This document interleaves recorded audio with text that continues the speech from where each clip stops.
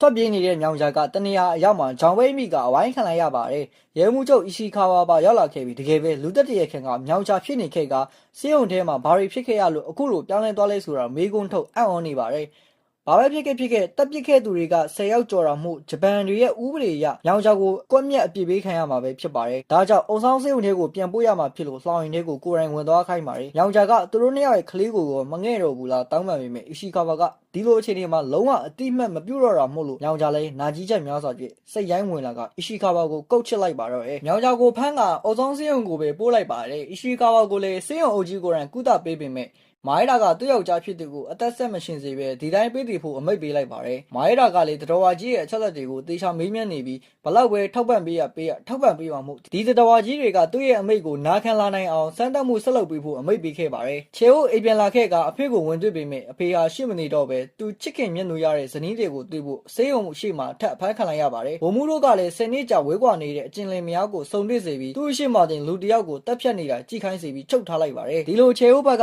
ဝမ်းနဲ့ကြေခွဲစရာတွေကြုံနေတာကြောင့်ဂျန်နဆန်ဟာစိတ်ပြေလက်ပြောက်သူ့ရဲ့ရတနာတွေစုဆောင်းထားရာအခန်းကိုလိုက်ပြပါတယ်။လိုက်ပြနေရင်ကံကောင်းခြင်းတွေယူဆောင်လာစေနိုင်တဲ့လက်ကောက်ကိုလက်ဆောင်ပေးကအခုကစချေဦးရဲ့ဘဝထဲမှာကံကောင်းခြင်းတွေပဲရှိလာစေရမယ်လို့ပြောပါတယ်။ချေဦးဘက်ကလည်းတကယ်ပဲကံကောင်းခြင်းတွေရှိလာနိုင်ပါမလားမေးရင်ဂရီးတစ်ခုတောင်းပါတယ်။အကယ်၍နှစ်ယောက်ထဲကတစ်ယောက်ကတည်သွားခဲ့ရင်ကြံရင်ခဲ့သူကထွက်သွားတဲ့သူကိုအသက်ရှင်နေသည်များကာလပတ်လုံးမှတ်မိပေးနေဖို့ဂရီးတောင်းပါတယ်။အသက်တည်ဆုံးရမှာကဝမ်းနည်းမှုကိုမဖြစ်စေပဲဘယ်သူမှမမှတ်မိနေရင်ဒါပိုဝမ်းနည်းရကြောင်းပြောတော့ဂျန်နဆန်ကလည်းအခုလိုအဖြစ်မျိုးလုံးဝမဖြစ်စေရတော့ပဲကောင်းမွန်တဲ့အချိန်တွေကိုအတူတူကုံဆုံးကြဖို့စူးစမ်းပေးမှပြောရင်ကျင်နာမှုတွေပြတာကချစ်ကြည်သူတစ်တူတူရေလာအောင်ဖြားတဲ့ပြတင်းပေါက်လေးဟာတာမန်ထက်ပုံမလှပနေခဲ့ပါတယ်။မနက်မိုးလေးမှာဂျန်နဆန်ဟာနာဝါတဲ့ချေအိုးတို့ကိုနှုတ်ဆက်ကဂျွန်သက်တခြားလွတ်လပ်ရေးရဲဘော်တွေနဲ့တိတ်ဆိတ်စွာအစည်းအဝေးလုပ်နေခဲ့ပါတယ်။အကြောင်းရင်းကတော့လူမဆန်တဲ့စမ်းသပ်မှုတွေကိုလှုပ်ဆောင်နေတဲ့စေယုံကိုဖောက်ခွဲပစ်ဖို့အစီအစဉ်ပဲဖြစ်ပါတယ်။အစည်းအဝေးလုပ်နေရင်ဘာကအမျိုးသမီးဝင်လာကအရေးကြီးစကားလာပြောပါတယ်။ချေအိုးဟာအရှိခါဝါရဲ့ဇာပနာပွဲမှာစေယုံအုပ်ကြီးကိုတနက်နဲ့ပြစ်တက်လိုက်တဲ့သတင်းပဲဖြစ်ပါတယ်။မိခင်ဖြစ်သူပြောင်းလဲသွားရတဲ့အဖြစ်ကိုစေယုံအုပ်ကြီးကအဓိက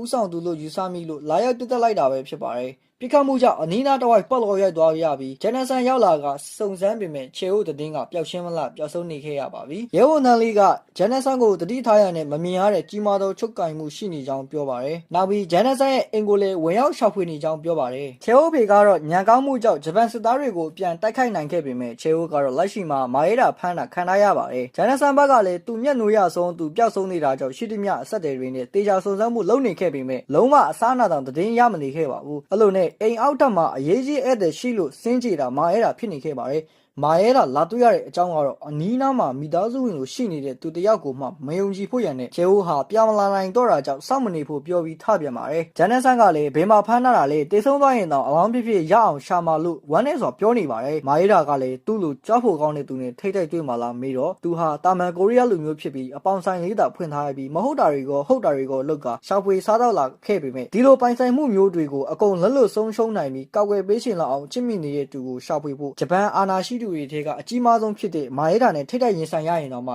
ရင်ဆိုင်မှာဖြစ်ကြောင်းပြောပါတယ်။မာယေရာကဘလို့ရင်ဆိုင်ပါလဲဘာနဲ့ရင်ဆိုင်ပါလဲဘေးနားမှာရှိတဲ့တစ္ဆာဖောက်တွေနဲ့လားလို့မေးပါတယ်။အမေလိုဆောက်ရှောက်ပေးခဲ့တဲ့နာဝါတဲ့ဟာတကယ်တမ်းသူ့အမေကိုအဖမ်းခံရအောင်ကြောက်ချခဲ့တာပဲဖြစ်ပါတယ်။မန်နေဂျာကူဟာလည်းရဲစခန်းမှာနှိပ်စက်ခံရတော့ကနှုတ်ပိတ်မနေခဲ့ပဲနာဝါတဲ့ပြောသူလိုအကုန်ပြောပြတစ္ဆာဖောက်ခဲ့တာပဲဖြစ်ပါတယ်။ကောင်လေးဘုံအားကလည်းစွန့်ပစ်ပြီးဂျပန်ဆက်သွားခဲ့တဲ့သူ့အမေကိုရှာဖို့ရန်အတွက်တင်မောလက်မှတ်နဲ့ချေအိုးကအပေါင်ဆိုင်မှာရှိနေခဲ့ရဆိုတဲ့သတင်းကိုပေးပြီးလဲလှယ်ခဲ့တာပဲဖြစ်ပါတယ်။ဂျွန်သားဖြစ်သူကလည်းစေးုံမာတုန်းကဂျန်နဆန်အကြောင်းကိုပုံကံမှုတွေအကြောင်းကိုဝန်ခံခဲ့တာပဲဖြစ်ပါတယ်။ကျေးဇူးတရားဆိုတာဘာမှမသိပဲကိုယ့်ရဲ့အသက်ကဲတင်ရေးကိုယ့်ရဲ့စိတ်ဆန္ဒကြီးကိုသာဦးစားပေးပြီးတိတ်ကမရှိတဲ့တစ္ဆာဖောက်တွေနဲ့သူ့ကိုရင်ဆိုင်ရဲလားမေးပါတယ်။တကယ်တမ်းအခုချိန်ထိဂျန်နဆန်ကိုကောက်ွယ်ပေးနေတာကသူကိုယ်တိုင်ပဲဖြစ်နေပြီးသူ့ရောက်တာဘယ်သူမှဂျန်နဆန်ကိုလာမဖမ်းကြတာပဲဖြစ်လို့သူ့ကိုထိတ်တိုက်ရင်ဆိုင်ရဲလားမေးနေပါတယ်။ဂျန်နဆန်ဘက်ကမာယေရာပြောတာမှန်ကောင်းမှန်နိုင်ပေမဲ့ဒီလိုရက်ဆက်ကြမ်းကြုတ်တဲ့လောကကြီးအခြေအနေကြောက်တာမဟုတ်ရင်သူတို့တွေလည်းညှင်းပန်းနှိပ်စက်မခံရပဲကိုယ်အသက်ရှင်ဖို့ကိုယ်တငယ်ချင်းရဲ့နာမည်ကိုထုတ်ပြောနေရမှာမဟုတ်ကြောင်းပြောပါတယ်။တစ္ဆာဖောက်လိုက်လို့အပြစ်ရှိစိတ်နဲ့တက်တက်လုံးနောင်နာရနေသွားရပြီးအသက်ရှင်သွားရတာကလေသူတို့သာမရှင်တန်ခဲ့ရင်သူတို့ခံခဲ့ရတဲ့နာကျင်မှုဝေဒနာကိုဘယ်သူမှမသိနိုင်မှာမို့လို့ဒီလူတွေကိုခမားလိုအာနာတာရှိပြီးလူသားဆန်မှုမရှိတဲ့လူစီကတစ္ဆာဖောက်လို့ခေါ်စရာမလိုကြောင်းပြောရင်မာယေရာနဲ့ဂျန်နဆန်တို့ရဲ့ခင်မင်မှုကိုဒီနေရာမှာပဲအဆုံးသတ်ခဲ့လိုက်ပါတယ်။တတိရှိပြောခဲ့တဲ့ဂျန်နဆန်လည်းအိမ်ထဲအရောက်မှာဝမ်းနဲ့ညက်ရည်ကြကချေအိုးတကယ်တည်သွားရင်ဘယ်လိုလုပ်မလဲစိုးရင်ပူပန်နေရပါတယ်